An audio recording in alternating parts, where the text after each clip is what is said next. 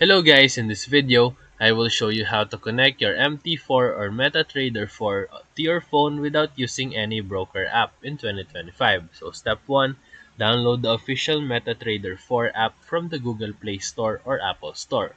Step 2, open the app and tap on Manage Accounts, and then click the plus icon to add a new account. Step 3, select Login to an existing account, and you will need to know your broker's MT4 server name. Step 4. In the search bar, type your broker's server's name such as IC Markets Live, FBS Real, and then tap the correct result. Step 5.